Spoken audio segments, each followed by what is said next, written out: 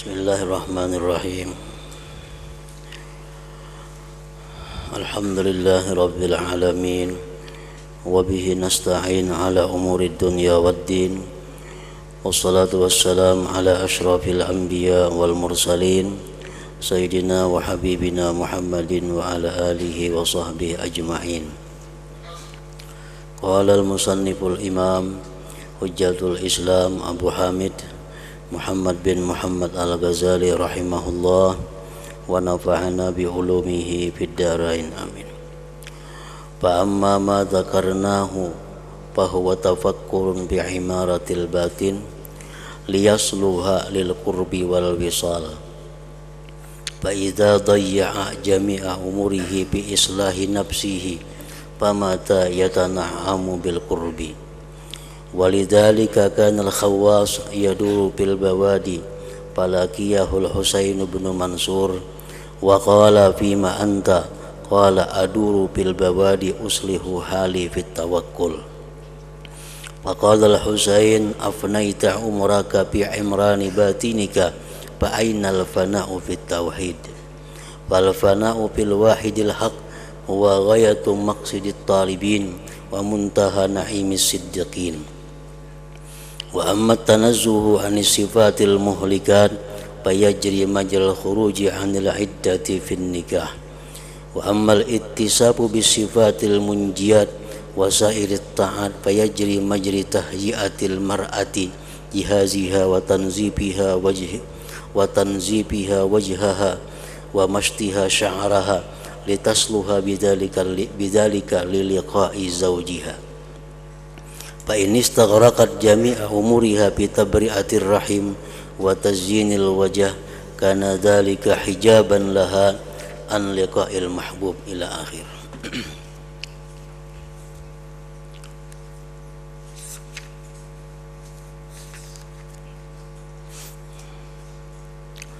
Makna daripada kalamul Imam Hujjatul Islam Al-Ghazali rahimahullah. Maka adapun apa yang telah kami sebutkan, maka itu adalah tafakkur tentang pembangunan batin agar ia patut untuk berdekatan dan menyambung hubungan dengan Allah Subhanahu wa ta'ala. Apa yang telah dijelaskan oleh pengarang tentang tafakkur supaya bisa bertobat, bertafakkur agar dapat khauf takut kepada Allah, bertafakkur agar bisa ikhlas dalam beramal, bertafakkur agar bisa mahabbah cinta kepada Allah. Nah, tafakkur seperti itu merupakan pembangunan batin, merupakan pembangunan hati, agar ia hati itu patut layak untuk berdekatan dan menyambung hubungan dengan Allah Subhanahu wa ta'ala.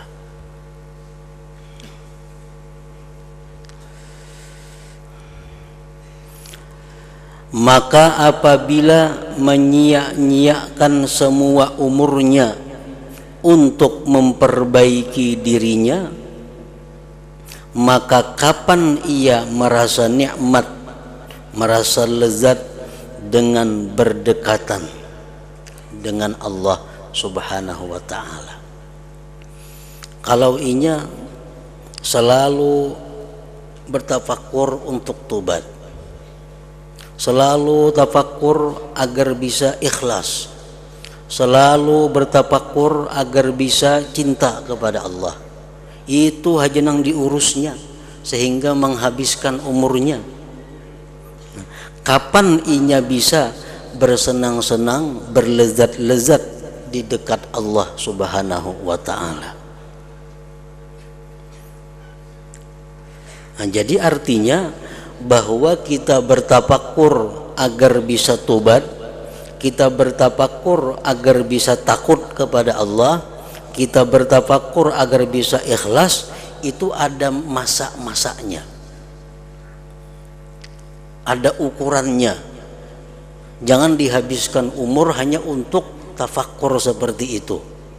Sama dengan orang membangun bangunan, bangun apabila tuntungnya, apabila mendiaminya. Tuntung di dapur, baiki pulang kamar. Baik sudah kamar, rumbak pulang dapur. Dapur baik, baiki pelatar. Pelatar baik, baiki pelapun. Itu aja diudak sepanjang umur. Kapan bisa menikmati bangunan itu? Nah, seperti itu juga orang-orang yang menghabiskan umurnya hanya untuk tafakkur agar bisa takut kepada Allah. Itu aja diurusnya. Nah, apabila inya sampai agar bisa mendapatkan kelezatan dengan Allah Subhanahu wa taala itu.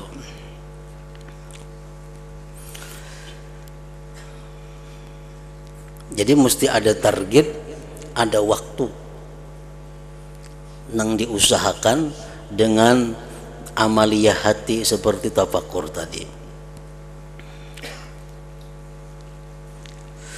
Maka apabila menyia-nyiakan semua umurnya untuk memperbaiki dirinya, maka kapan ia merasa nikmat dengan berdekatan kepada Allah Subhanahu wa taala? Karena itulah Ibrahim Al-Khawas berkeliling di desa-desa. Lalu ia dijumpai oleh Al-Husain bin Mansur dan berkata, si Husain ini, sedang apa kamu keliling-keliling di desa-desa itu? Ibrahim Al-Khawas menjawab, saya berkeliling di desa-desa untuk memperbaiki keadaanku pada tawakal. Nah, jadi Husain ini si Ibrahim Al-Khawas ini selalu mengembara dari tempat ke tempat yang lain. Untuk apa? Untuk menguji sampai di mana tawakalnya kepada Allah. Begitu bertemu dengan Al-Husain bin Mansur, sedang apa engkau keliling-keliling ini? Ujar Sidin, untuk memperbaiki tawakal. Karena membaganan di kota aja, kada tahu tawakal seorang bujur atau kada, sampai atau kada. Lalu Al-Husain berkata, kamu habiskan umurmu dalam membangun batinmu. Ikam habiskan umur untuk mengurus batin, untuk mengurus hati. Maka di manakah menghabiskan umurmu pada fana dalam tauhid? Ada tertinggal tuh. Maka di manakah menghabiskan umur pada fana dalam tauhid? Artinya kalau ikam macam ini hanya keliling-keliling untuk menguji tawakal ikam, apabila ikam dapat rasanya kayak orang yang fana dalam tauhid. Padahal fana dalam tauhid itu merupakan sesuatu tujuan puncak dari seseorang yang ingin mengenal Allah Subhanahu wa taala. Maka fana pada yang maha esa lagi maha benar adalah puncak tujuan orang-orang yang menuntut dan akhir kenikmatan orang-orang yang siddiq.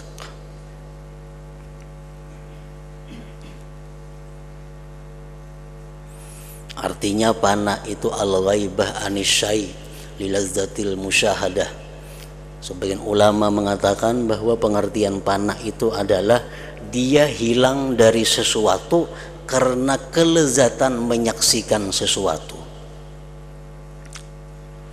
Orang tuh kenyamanan merasakan sesuatu sehingganya kadang merasa lagi sesuatu yang lainnya selain sesuatu yang dirasakannya itu. Nah, ini yang dimaksud adalah inya tauhid.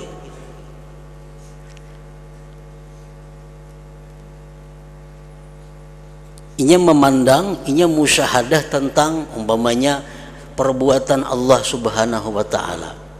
Begitu nikmatnya, begitu indahnya, begitu lezatnya dia memandang tentang perbuatan Allah Subhanahu wa taala, sehingga dari yang lain-lainnya inya kada merasakan lagi keberadaannya. Yang dia saksikan, yang dia lihat hanya adalah perbuatan dari Allah Subhanahu wa taala. Nah, itu ngarannya adalah fana fit tauhid atau fana fil af'al. Nah, seperti itulah tujuan akhir daripada perjalanan seseorang yang ingin ma'rifat kepada Allah Subhanahu wa taala.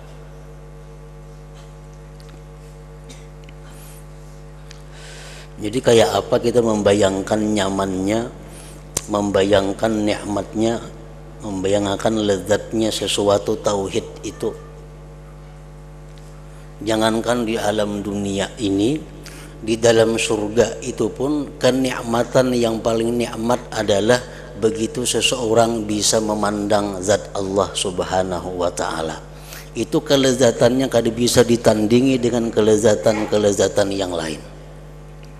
Nah, begitu seseorang hamba sudah sedang menyaksikan, sedang melihat keindahan daripada zat Allah itu, maka segala kenikmatan yang ada dalam surga hilang daripada pikirannya.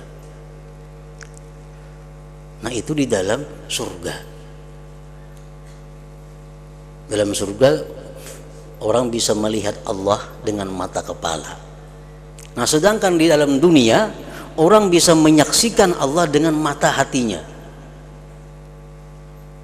Nah, begitu lezatnya seseorang dengan mata hatinya itu menyaksikan tentang keesaan Allah, tentang perbuatan Allah, tentang sifat-sifat Allah. Begitu asiknya, lezatnya dia menyaksikan itu, sehingga hilanglah segala apa yang ada di sekitarnya. Bahkan dia hilang daripada merasa keberadaan dirinya sendiri. Nah, itu yang disebut dengan fana.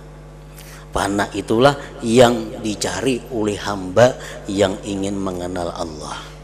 Dan fana ini kadakawa diusahai oleh kita.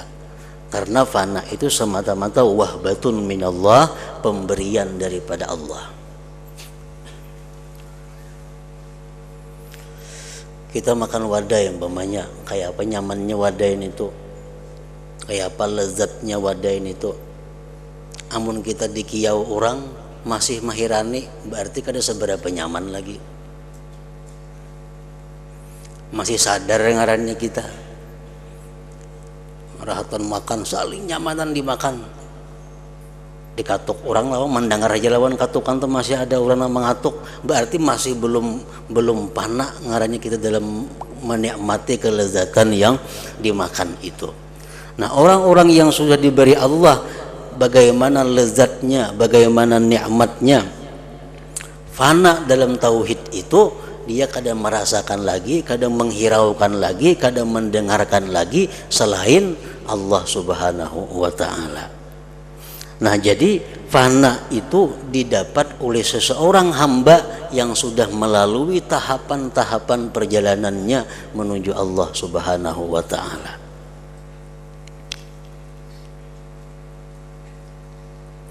Maka fana pada yang maha esa lagi maha benar adalah puncak tujuan orang-orang yang menuntut dan akhir kenikmatan orang yang siddiq. Kawalah kita supaya fana, kita misalnya adakah ilmunya supaya fana? Kada ada. Fana itu semata-mata anugerah Allah kepada orang-orang yang dicintainya. Kalau macam tobat itu kawa kita usahai, syukur kawa diusahai, sabar kawa diusahai, dengan pelajaran-pelajaran dan nasihat-nasihat kita bisa sabar. Kalau fana kada kawa, fana kada kawa. Orang tuh pahit liur, orang garing pahit liurnya. Kita beri makani wadah yang nyaman-nyaman, kawalah kita menyamanakan inya supaya nyaman. Kada kawa melirurnya pahit. Kayak apa aja nang disuruh lawan inya kada kawa, karena perasaan nyaman itu kada ada pada dirinya. Nah, kayak itu juga macam fana ini kada kawa kita dapati dengan ilmu. Tetapi fana ini adalah merupakan satu anugerah Allah Subhanahu wa taala.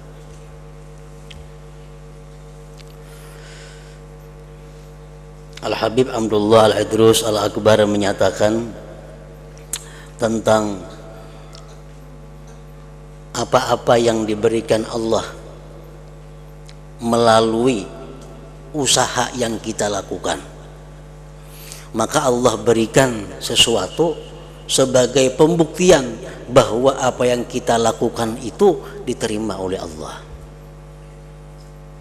Contohnya tobat. Nah, kita sudah merasa bertobat kepada Allah. Cuma tobat kita itu apa sudah diterima Allah atau kada? Dosa kita sudah diampuni Allah atau kada? Kita sudah merasa bertobat. Nah, kita kada tahu nih tuh tobat diterima atau kadanya. Al-Habib ini mengatakan bahwa orang-orang yang sudah mantap dalam tobatnya itu akan mendapat sesuatu daripada Allah yang disebut dengan mahabbatullah, cinta kepada Allah. Nah, cinta kepada Allah artinya apa? Bahwa tanda orang yang tobat diterima itu dia cinta kepada Allah. Tandanya orang cinta apa? Selalu ingat, sering kali menyebut-nyebut namanya. Nah, itu tanda orang yang cinta. Nah, jadi selama diri kita belum ada perubahan kecintaan kita kepada Allah, sebelum dan sesudah tobat kada ada perubahan kecintaan kita kepada Allah, itu menunjukkan tobat kita belum mantap, belum bujur. Nah, tobat itu kita kau mau usahai, kita kau pelajari, kita kau membiasakan. Tapi kalau cinta kepada Allah itu kada kau itu hadiah dari Allah. Kalau kita mencintai seseorang yang kita kada tahu, kada kau. Kalau kada diberi hadiah oleh Allah.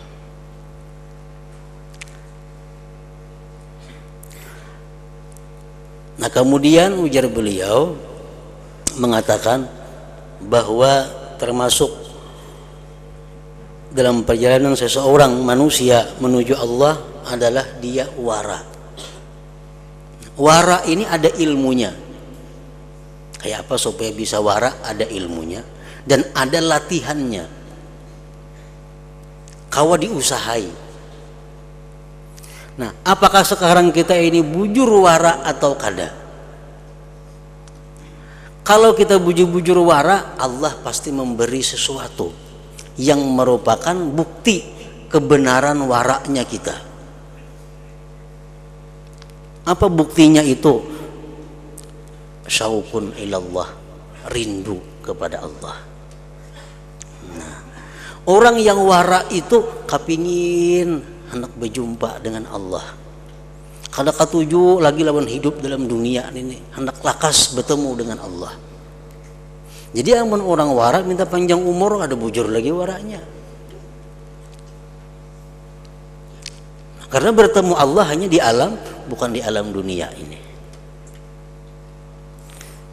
Nah, wara bisa kita usahai, tapi rindu kepada Allah kada kawa kalau kada diberi oleh Allah Subhanahu wa taala. Yang ketiga contohnya zuhud. Zuhud itu mengutamakan akhirat daripada dunia. Itu kawa dipelajari, kawa dilatih, kawa diusahakan agar kita zuhud. Nah, cuma apakah sekarang ini kita sudah zuhud atau kada? Allah ada memberikan tanda yang sekaligus hadiah untuk kita kalau kita bujur-bujur zuhud. Apa hadiah yang diberikan Allah? Khusyuk. Khusyuk. Nah, khusyuk itu anugerah Allah.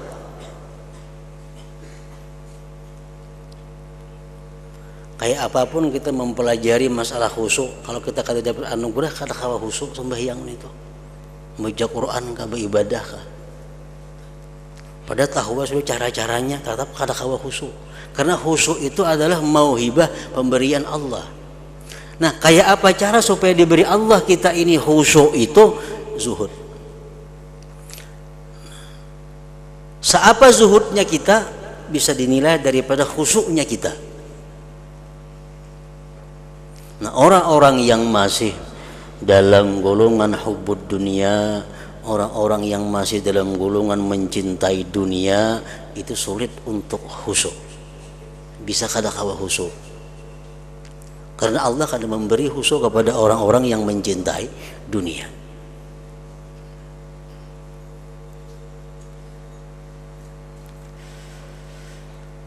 Nah, contoh lain lagi, tawakal kepada Allah. Nah, tawakal ini ada pelajarannya. Tawakal ini ada ilmunya. Tawakal ini bisa dilatih. Nah, pelajari ilmu tawakal, kita latih diri kita untuk bertawakal kepada Allah. Nah, kalau tawakal kita itu sudah bujur, tawakal kita sudah mantap, hanya Allah memberikan sesuatu kepada kita yang disebut al-fana, fana tadi. Nah, jadi artinya orang-orang yang belum merasakan bagaimana tawakal itu kada akan bisa merasakan bagaimana fana dalam tauhid itu.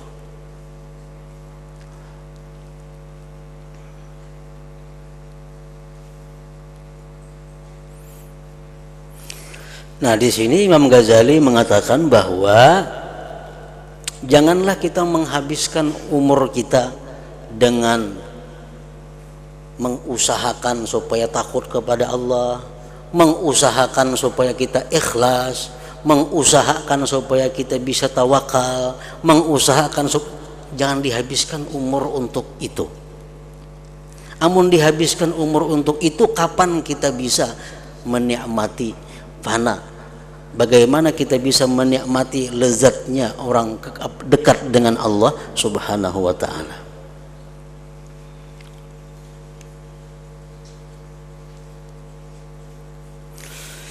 Adapun membersihkan diri dari sifat-sifat yang membinasakan, membersihkan diri dari sifat-sifat yang membinasakan, riya, sombong, dengki, maka itu berlaku seperti berlakunya keluar dari iddah dalam perkawinan.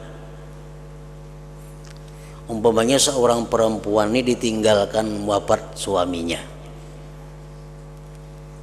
ditinggalkan wafat suaminya. Nah, kawala perempuannya kawin pulang, kada kawa kalau kada beiddah dulu. Apa gunanya iddah itu? Tabri'atur rahim, membersihkan rahimnya.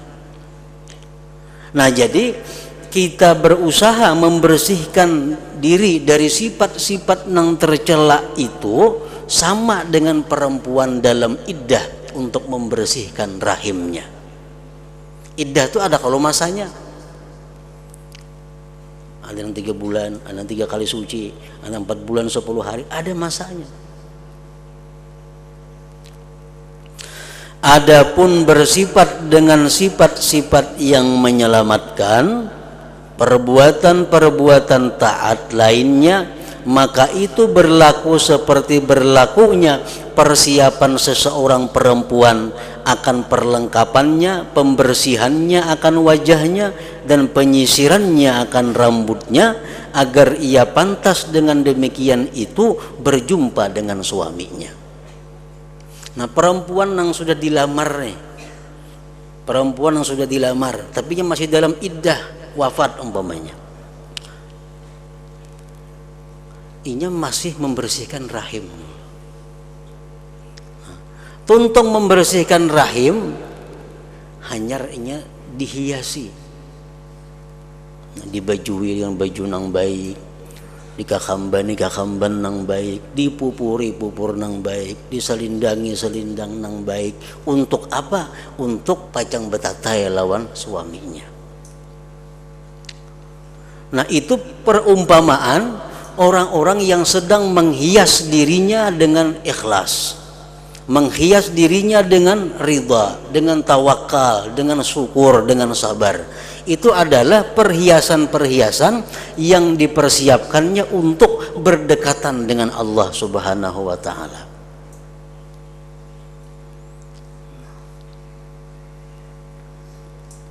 Kalau perempuan itu menghabiskan semua umurnya dalam membersihkan rahim dan menghiasi wajah, maka demikian itu menjadi dinding baginya daripada berjumpa dengan yang dicintai. Nah, amun berhias kada bakal tuntungan apabila betatainya.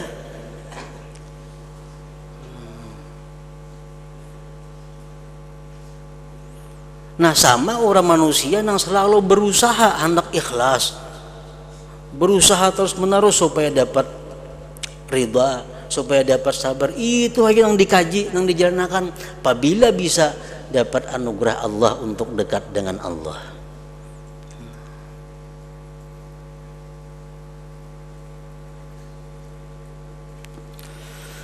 Maka begitulah semestinya kamu memahami jalan agama. Itulah jalan agama.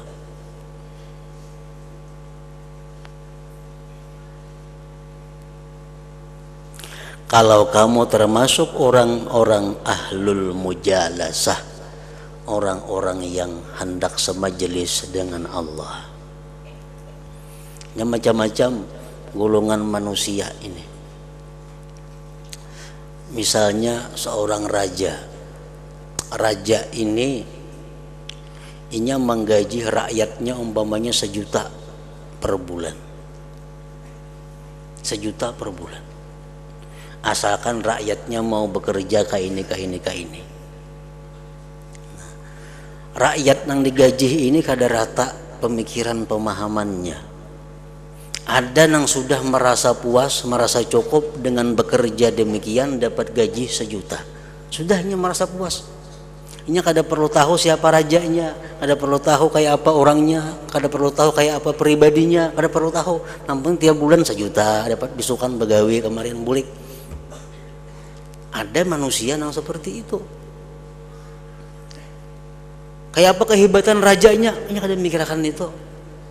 Tanggal 1 juta, iya sudah. Sebulan 1 juta.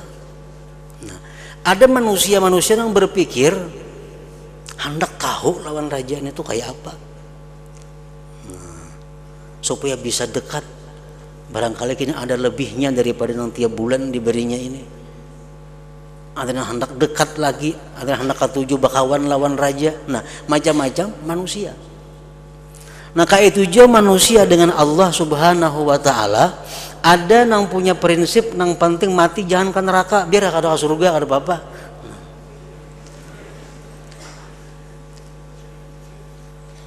Ada yang berpikir biar mati ke surga, karena bertamuan Tuhan kada jadi masalah, yang penting ke surga. Memang bidadari banyak kada jadi masalah. Nah, ada yang pikirannya kayak itu. Ada manusia yang berpikir aku hendak dekat dengan Allah, aku hendak semajelis dengan Allah, aku selalu bisa berkomunikasi dengan Allah. Nah, macam-macam manusia. Kalau kamu termasuk orang yang ahlil mujalasah, nah hendak semajelis dengan Allah, nah pahami jalan agama. Dan kalau kamu itu seperti hamba yang jahat, yang tidak bergerak kecuali karena takut dari pukulan dan mengharapkan upah, kita hendak jadi nangka itu beribadah karena takutan, beribadah karena mengharap pahala, itu aja pikirannya. Maka ambillah beserta menyusahkan badan dengan amal-amal yang zahir. Ini nang beramal tu lapah, nang 10 rakaat tu rihuk awak iyan itu.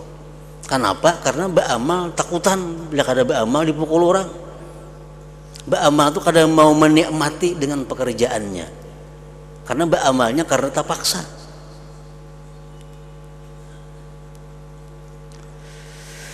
Sesungguhnya di antara kamu dan hati ada dinding yang tebal. Nah, orang ini hatinya terkunci. Bersedekah takutan, kada bersedekah kalau ku bahaya lainnya. Nah, bersedekah. Bersedekah ada yang mengharapkan pahala dari Allah. Nah, orang yang macam ini sakit. Kada ada nikmatnya beramal itu. Maka apabila kamu menunaikan amal perbuatan dengan sebenarnya, ini beramal karena takutan lawan siksa Allah, beramalannya bujur-bujur, beramal, bujur-bujur beramalnya, maka kamu termasuk penghuni surga. Masuk surga juga matinya. Tetapi untuk mujalasah, untuk bermajlis dengan Allah, untuk sekedudukan dengan Allah, maka itu ada kaum yang lain, ada orang yang lain, ada masuk orang ini di situ.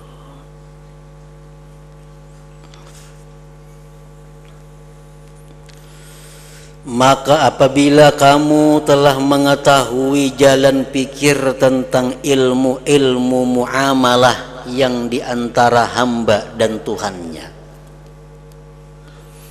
nah, kita sudah mengetahui ilmu-ilmu muamalah. Ilmu muamalah dengan Tuhan itu artinya ilmu tentang tobat macam apa, ilmu tentang wara kayak apa, ilmu tentang zuhud macam apa, ilmu tentang syukur macam apa, ilmu tentang sabar macam apa, ilmu tentang khauf, raja, tawakal macam apa. Nah sudah tahu nih tuh, maka semestinya kamu menjadikan demikian adat kebiasaanmu pagi dan sore. Maka janganlah kamu lalai dari dirimu dan dari sifat-sifatmu yang menjauhkan dari Allah Ta'ala, dan keadaan-keadaanmu yang mendekatkan kepada Allah Subhanahu wa Ta'ala. Jangan lalai. Jadi kita mesti tahu apa sifat-sifat yang menjauhkan dari Allah, apa sifat-sifat yang mendekatkan kita kepada Allah. Nah itu kita periksa pagi dan sore. Bahkan setiap murid semestinya ia mempunyai catatan yang ditetapkan padanya sejumlah sifat-sifat yang membinasakan, sejumlah sifat-sifat yang menyelamatkan, dan sejumlah perbuatan maksiat dan perbuatan-perbuatan taat, dan ia memeriksa dirinya atas catatan itu setiap hari.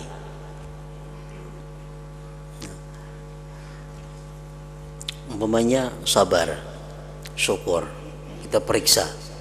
Nah, aku selama ini sudah bisa sabar, sekarang aku sudah bisa sabar. Nah curit, artinya sekarang kalau sudah bisa sabar, kada perlu lagi tafakur untuk mencari sabar karena sudah bisa. Nah, kemarin sebuting nggak ada pikiran lagi. Syukur, nah sekarang aku sudah bisa bersyukur, sudah bisa jadi orang yang syukur. Curit, syukur. Nah artinya apa? Kada usah lagi berpikir mencari dalil-dalil supaya bisa jadi orang yang bersyukur. Nah, dua buteng sudah nang kawa diambil sifat-sifat nang menyelamatkan. Supaya jangan membuang waktu dengan membaiki tadi. Supaya jangan membuang waktu dengan membangun hati terus-menerus, karena kada bakal untungan.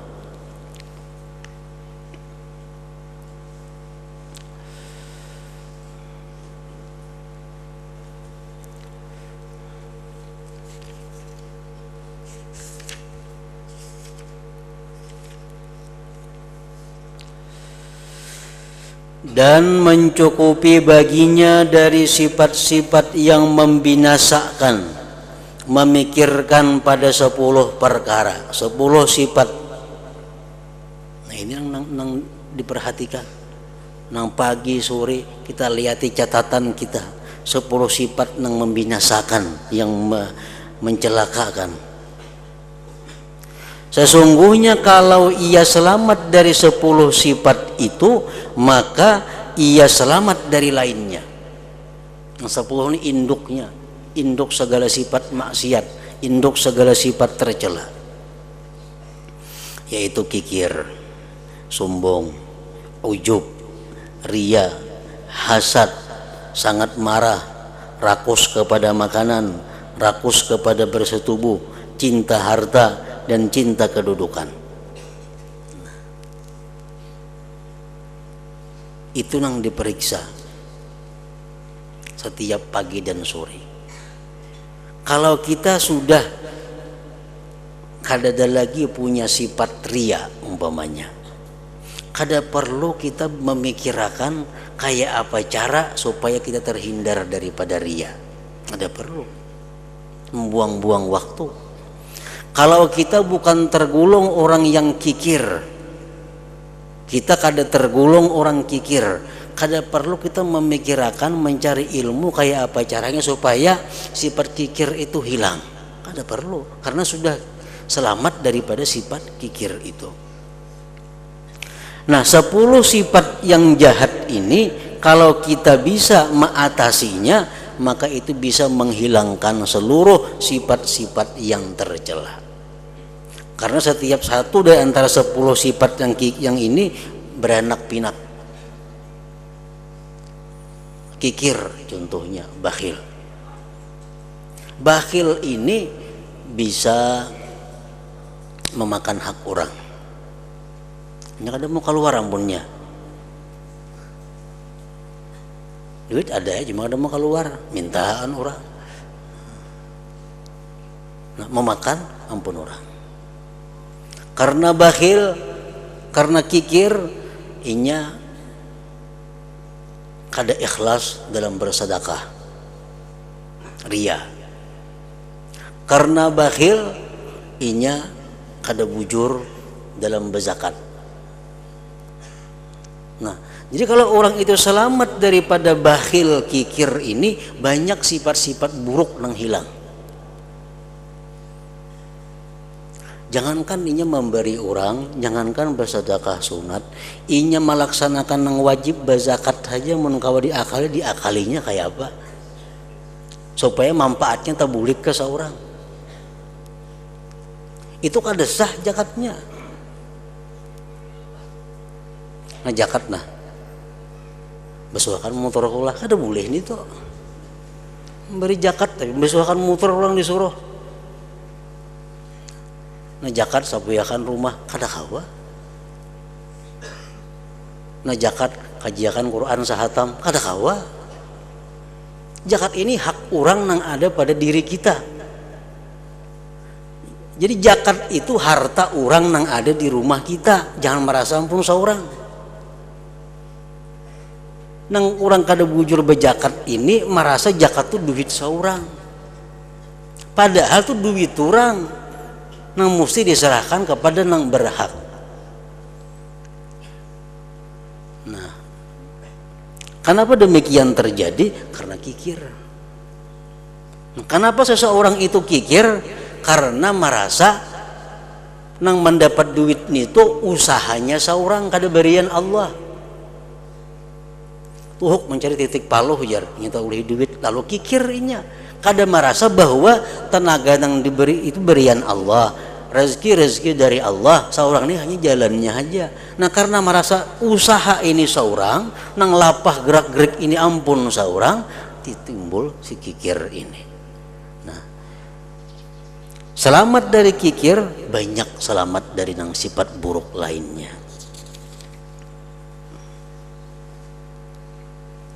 Nang bajakat mestinya bulan Muharram ditunda ke bulan Mulut, yang makanya duitnya pas Mulut jadi gunakan. Nah, daripada kikirnya orang ini nih Mulut duit zakat, nah apa mana menunda zakat ke bulan Mulut daripada kulirnya keluar duit. Padahal zakat tuh ampun orang ada yang macam itu betakon boleh lah, ada yang boleh bang macam itu. Nah,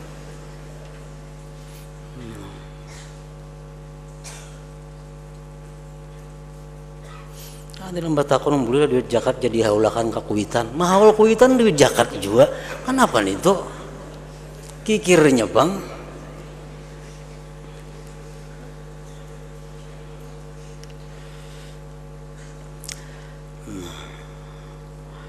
Dan daripada sifat-sifat yang menyelamatkan ada 10, yaitu penyesalan atas dosa-dosa, sabar atas bencana, ridha dengan qada, bersyukur atas segala nikmat, sikap tengah antara takut dan harap, zuhud pada dunia, ikhlas dalam amal perbuatan, bagus budi pekerti terhadap makhluk, mencintai Allah Ta'ala dan khusyuk kepadanya. Nah 10 sifat yang menyelamatkan itu kita catat. Nah mana kita belum kawa, belum bisa mendapatkannya, tafakur, cari dalilnya, cari ilmunya, kayak apa caranya supaya bisa jadi orang nang ridha, jadi orang nang sabar. Nah kalau sudah bisa dicurit, kada perlu lagi diusahakan untuk mengurangi pikiran-pikiran kita kepada yang sudah ada. Nah maka inilah 20 macam sifat, yaitu 10 yang tercela dan 10 yang terpuji. Manakala ia dijaga dari sifat-sifat yang tercela satu sifat saja, maka ia menggariskan atas satu sifat itu di dalam catatannya dan ia meninggalkan berpikir padanya. Ini sudah selamat daripada kikir, curit. Tidak perlu lagi dipikirkan itu. Dan bersyukur kepada Allah Ta'ala atas terjaganya dari satu sifat itu, dibersihkan hatinya padanya. Dan ia tahu bahwa demikian itu tidak dapat sempurna kecuali dengan taufik Allah Ta'ala dan pertolongannya padanya. Kaulah kita menghilangi sifat yang tercela, kalau kada ditolong Allah kada kawa. Orang yang dulunya kikir jadi pemurah, kawalah kada kawa kalau kada ditolong oleh Allah. Dan jikalau Allah Ta'ala menyerahkan demikian itu atas dirinya, kita nih hendak membaiki diri, kada ditolong oleh Allah, niscaya tidak mampu menghapus sekurang-kurangnya sifat yang hina dari dirinya. Jadi kalau 10 sifat yang tercela, sabuting nang sudah kawa curit, lalu ia menghadapi kepada 9 sifat yang tersisa. Kawa pulang sabuting gini curit 8, dan begitu seterusnya ia berbuat sehingga ia menggaris atas semuanya. Dan begitu pula ia menuntut dirinya dengan bersifat dengan sifat-sifat yang menyelamatkan. Apabila ia telah bersifat dengan sifat daripadanya seperti tobat dan penyesalan umpamanya, maka ia menggariskan atasnya dan ia menyibukkan diri dengan sisanya. Sifat yang menyelamatkan yang wajib ada pada diri kita ada 10 tadi Jisidin. Pertama tobat. Nah, kayak apa supaya kita ini terbuka tobat nih? Tafakur. Nah, tafakur supaya terbuka hati untuk tobat, tafakur tentang dosa-dosa, bahayanya dosa. Kalau sudah tobat, kada usah lagi tafakur tentang tobat, karena sudah dapat tobat. Tafakur itu gunanya untuk mendapatkan tobat. Kalau sudah dapat tobat, buangi. 9 lagi sisanya. Dan inilah yang diperlukan oleh seorang murid yang bersungguh-sungguh. Adapun kebanyakan manusia dari golongan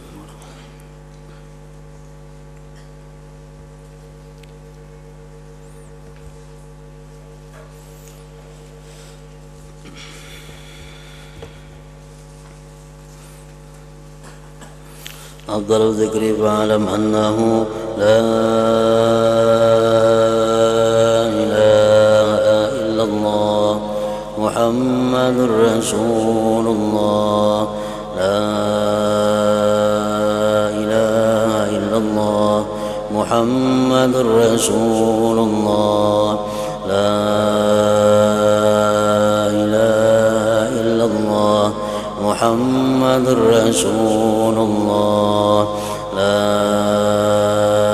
ilaha illallah, la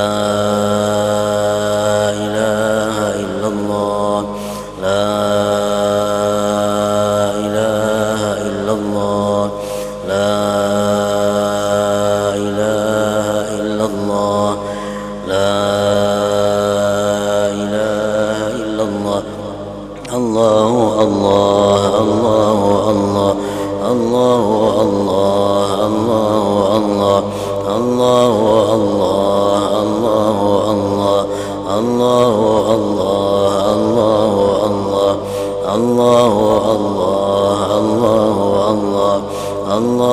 الله الله الله الله لا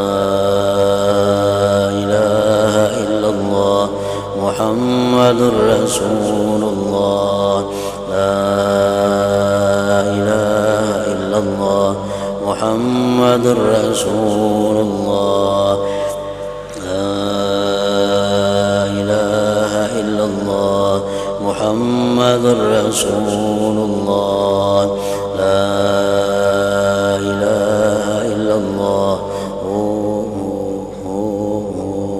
الفاتحة.